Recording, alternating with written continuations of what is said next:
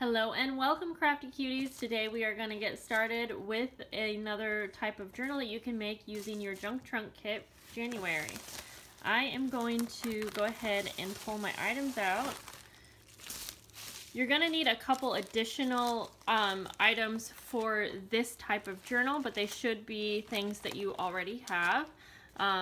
You're going to need some type of a cracker box or any type of recycled box that you have, and I'm going to also use a 12 by 12 paper to line the inside of my journal. And we are going to use the fabric for this journal, and I'm going to show you how I make a fabric journal out of a cracker box. I'm going to set the other things in the kit aside for now. We will probably use some of these items at some point, but we're gonna actually just get started. And this probably has about a 2 1/4 inch spine, and this is actually going to be the spine.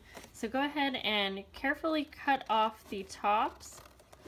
You do want this to be rather straight because this is going to be our actual journal cover.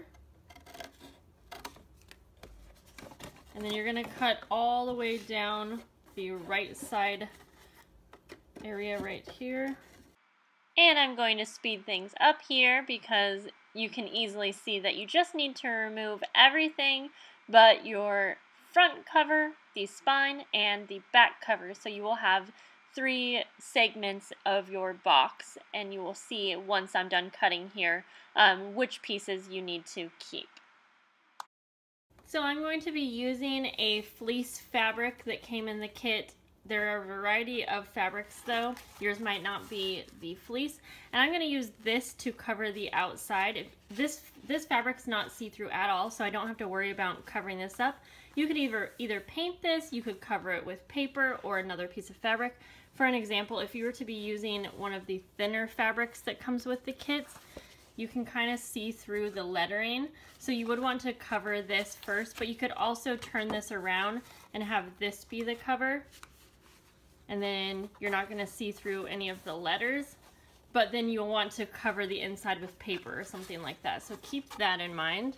I am going to be using this fleece fabric, and it is cut 12 by 12, so you can see that it is plenty big enough for this cracker box. You might have to adjust your size depending on what you have. We're going to go ahead and get started gluing our fabric on, and I'm just going to start by gluing. I'm using Tombow Mono Aqua Glue. You can really use whatever glue you have or like. And I'm just going to start by gluing the spine. Personally, I like to take a finger and then rub this in so that it's all completely smooth all the way across.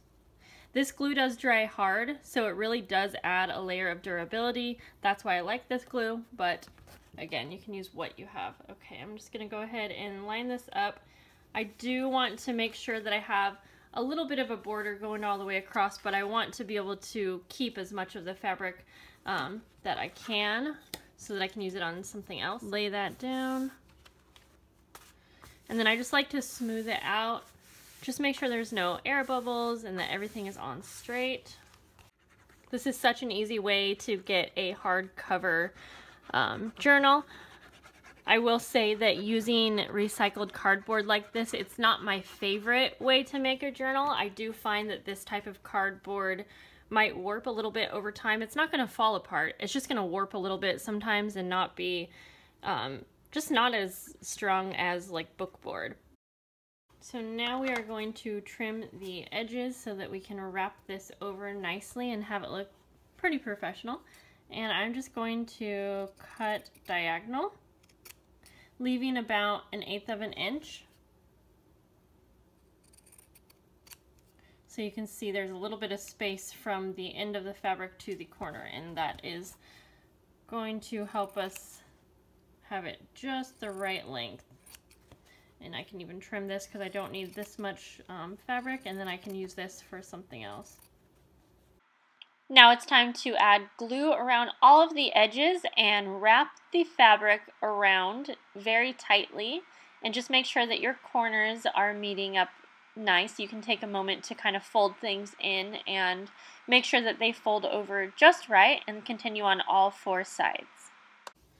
Now really make sure that you have no bubbles. I like to let this dry all the way before I fold it up, but you can see how we made just such an easy journal cover. The kit comes with all kinds of different things that you could use for a closure. You can use sari ribbon for two closures on the fronts or the edges of the book. You could use your elastic to go around, kind of like I did with a traveler's notebook like that, and you would just put a hole in the center right here, and then you could have it go all the way around. You could also have two holes right here and have your elastic go through to the outside, and it could go over like so. You could use your lace. You could use maybe some of the fabric that you got in the Amore Fabrics pack. There's so many different ways, and I am deciding what I want to do here. Since I'm not quite sure what kind of closure I want to do, I'm just going to move on to adding a little bit of decoration to the front. I think fabric journals are great by themselves, but I'm actually going to utilize some of this actual vintage ephemera here, or not ephemera, but trims and buttons that came in the Amore Fabrics little pack that you would have got in your kit, and each kit did get something different, so you might not have exactly what I'm showing here. Go ahead and glue this down. I do personally like to decorate my entire cover before I move on to the next step. I'm actually going to sew my button on. This is a different kind of button with one of these loops. If you were using a regular button, you could just simply sew it on through the two holes with a needle and thread, and I'm using some wax linen thread that I have included a sample in your kit here because it's going to be very durable, and you do want to make sure that this is going to stay on. So I'm not exactly sure what I'm going to poke a hole right where I want it, and basically I'm going to sew up and around that little loop, if that makes sense. It's going to be a little hard to show you guys, but so I'm just going to poke a hole right next to it, but not too close. And I think I'll try to go through a couple times. But I think going around twice is going to be just fine with this very thick thread.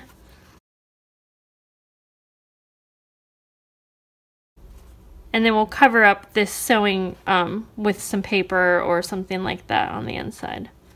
So I'm going to do one more knot and just pull really tight.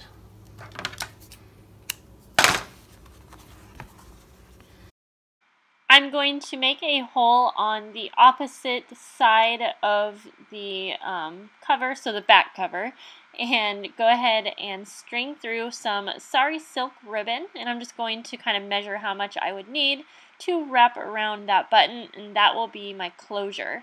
So I'm going to go ahead and just trim some off on the inside, and I am simply just going to glue it down, and I will cover that once I get to that part, but it glues pretty flat.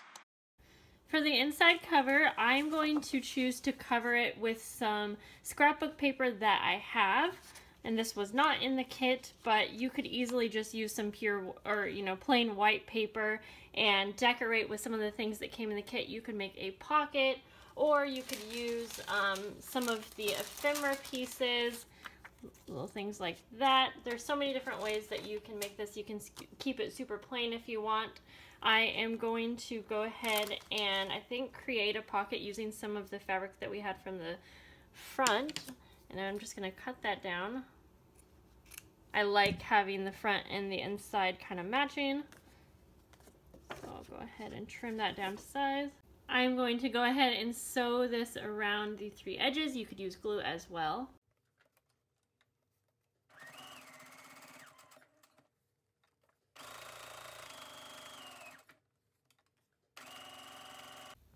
I'm going to go ahead and add a line of blue here and add some lace across my pocket just to make it extra pretty.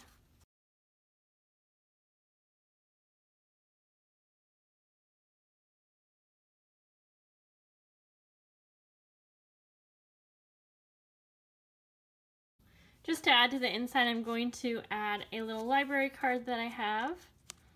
And then I'm going to also add one of these journaling cards that came in the digital journal page kit. And now you are done with your easy journal cover. Now I'm going to show you how to add a chunky charm to the spine of your book without using a ring fastener. A ring fastener is one of these little pieces that makes it really easy to add a charm or tassel. They're not always super easy to get, and I didn't include them in this kit. I am just going to be showing you the very easiest way to do this, and to do that, you are going to just basically punch a hole near the top of your spine. So you want to go ahead and find the middle, and I'm just going to use a ruler to do so. So this is about 2 1/4. So we're going to do 1 1/8 for the center. So just find the center however you want. And I'm just going to kind of mark a little place using my awl that I found. Make sure that that spot looks good to you. And then you are going to simply take an awl or something that can punch a hole, and punch a hole about only 1/8 of an inch down, because you do want your entire swivel clasp to be able to go around the book. So if you have it too far down, it's not going to work this way. So go ahead and just punch a hole.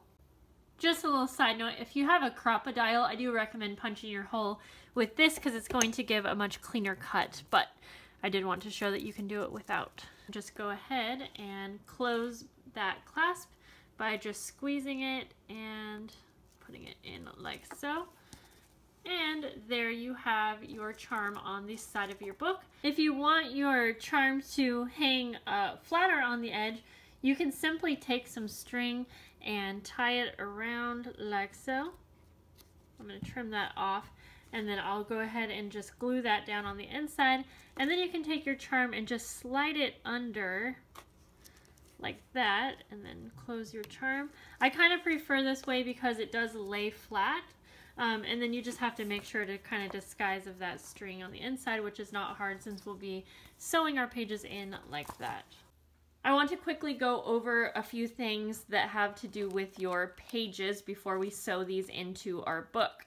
Okay, we are going to be sewing our signatures into our hardcover, and a signature is simply a little booklet that consists of folded pages that are placed within one another. And you can have as many pages as you want in each signature. I do recommend not having more than 10 full pages, but it's totally up to you. And you can have as many signatures as you want in your journals. Again, that just depends on how many you can fit into your journal. So again, I have 2 signatures here that I'm going to be sewing into my booklet. I've already decorated these, and I showed different decorating ideas in the 10 page ideas for junk journals. I did use my own scrapbook paper to demonstrate this, just to show you that you can really use these ideas on any types of pages. So you could use the page ideas on your printed journal pages that came with the kit, and it's actually a really great idea for the white sides of the pages. But I want to show you a couple more ideas for how you can utilize your digital printed pages if you have never used them.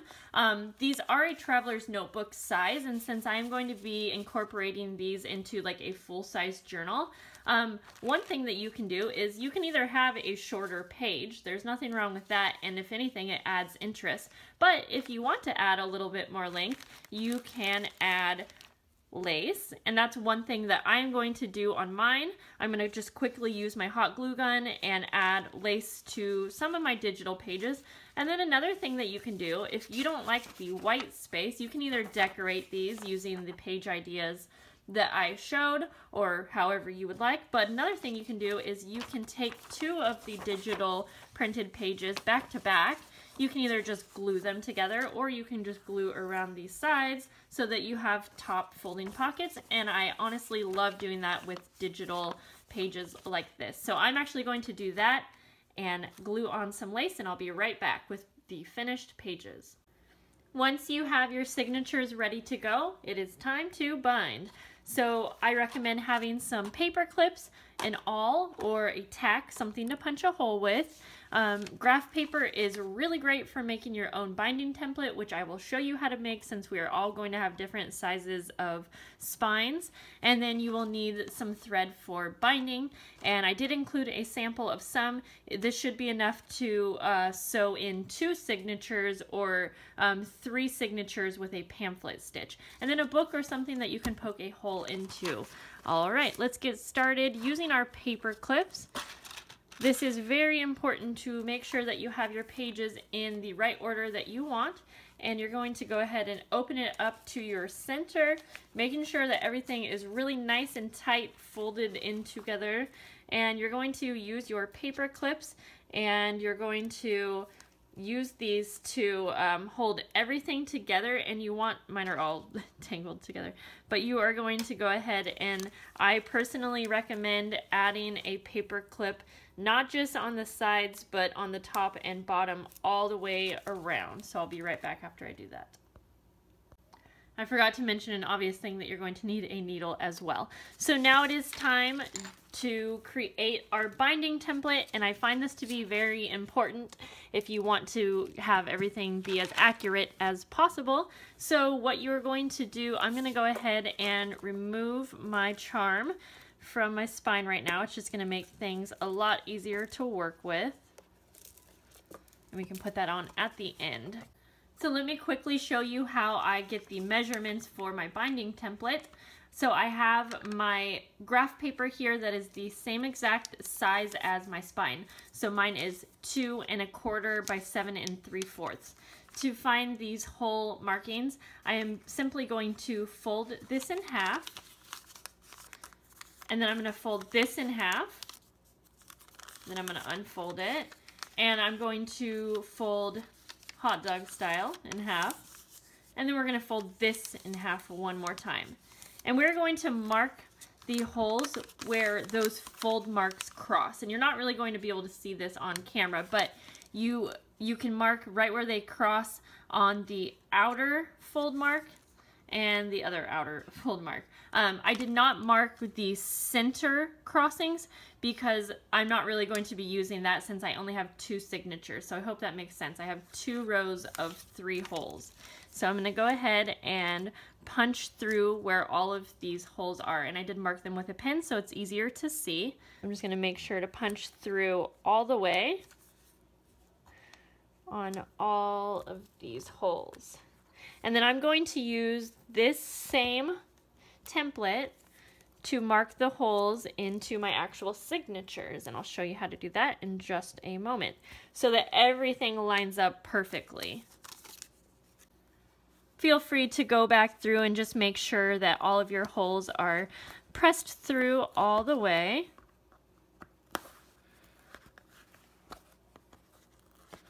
And then we can set this aside and go ahead and use this for our signatures that are held together with our paper clips. And if you want to mark that center, the center crossings, you can. I usually just fold this in half and then I put it in my signature.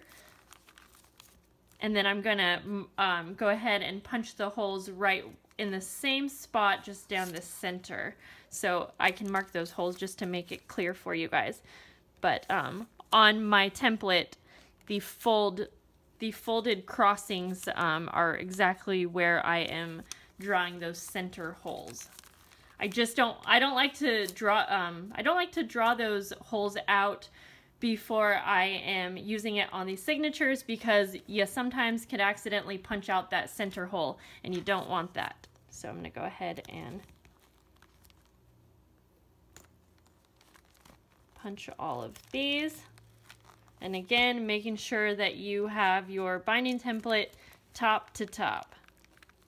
Sometimes it can be a little hard getting through all of those layers, but now we can use the same template on our second signature. And if you have made your pages a little bit shorter than your book, just go ahead and make sure that your template is centered in here. So that's, what do we do? Okay, just go ahead and punch these through and then we can sew these into our hardcover. So now we are going to use our binding thread. You can use embroidery floss, thread, really any kind of string. And what you want to do is you want to measure 3 times the length of your page size. And this is just the measurements if you are doing a cross stitch binding. If you were doing a pamphlet stitch, you would do, I'll have a video linked below if you would rather do a pamphlet stitch, which is a little bit more simple. So now we're going to go ahead and thread this through our needle, and then we're going to start by sewing in the back signature first. And we are going to go ahead and get sewing. So we're going to sew through the center hole, starting from the inside of our signature, going to the outside of our book. Go ahead and pull that mostly through. You want to leave a little bit left to tie when we're all done. And then what we're going to do is you're going to take your next signature, you're going to place it in your book. And now that we're out the middle hole, we're going to actually come back in the top hole of the next signature over. And I know this is hard to see because this fabric kind of disguises the holes, but we're sewing into the very top hole of the signature that is next. And this is a little bit different if you were using 3 signatures. That's why I kind of prefer showing you with 2, because this is going to be the most simple way. And so we're going to sew into the top. And I can guarantee that things are going to be moving around when they're not super tight in here yet. That's okay, just try to keep everything as close to the spine as you can. And now we are going to go down to the center hole, the next hole down, and you're going to sew out to the outside cover. And just try to hold things in as good as you can. We can tighten everything up at the end.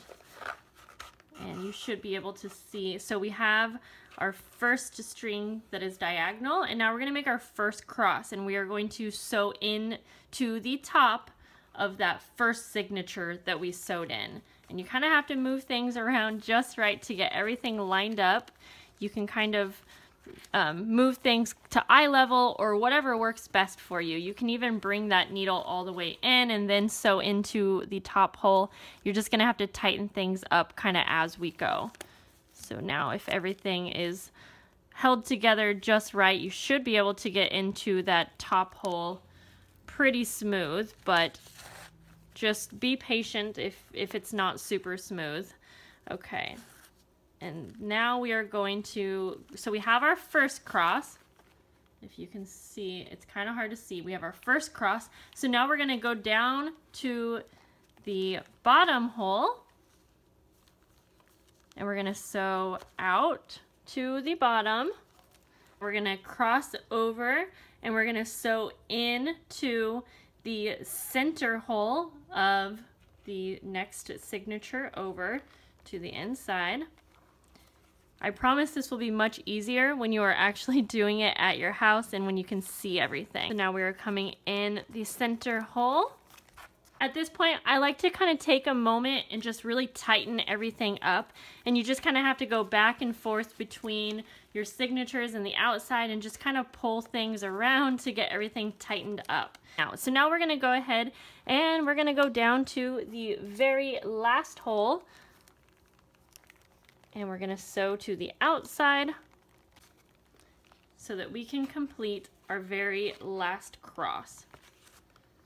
So now we're going to cross over and sew into the middle hole. I really hope, I know this is really hard to see, but we have a cross that's right here. And then we have this line right here. And we're going to sew into this center hole like so to complete our last cross. I'm sewing into the center hole, and then we will pull that through, and you can see that this length, this string gives you just enough to tie.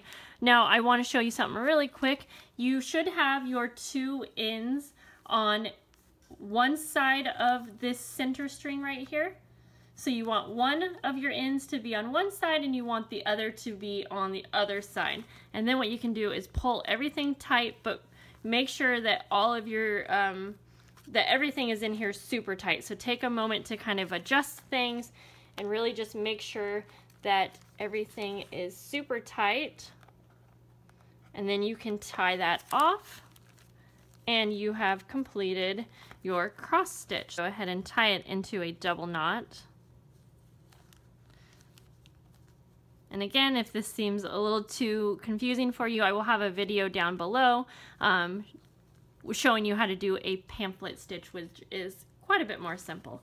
But now that you are done, you can go ahead and remove your paper clips, and you are all done sewing your pages in.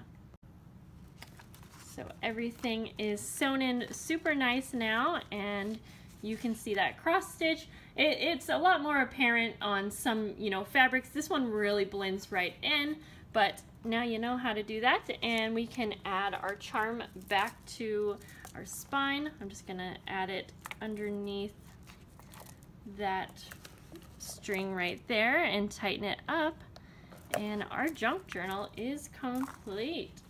I love how it turned out. I really hope that this tutorial was simple for you guys and easy to follow. I do think that the Traveler's Notebook might be a little bit more simple, and I will show you different ways to actually embellish the printed pages on the Traveler's Notebook tutorial. So if you're wanting to know a bit more on using just the pages that came in the kit rather than your own scrapbook paper, be sure to check out the Traveler's Notebook video where I will just be using the kit pages for the most part. So yeah, I will see you guys later. Be sure to leave any questions below, and I'll see you guys later. Bye.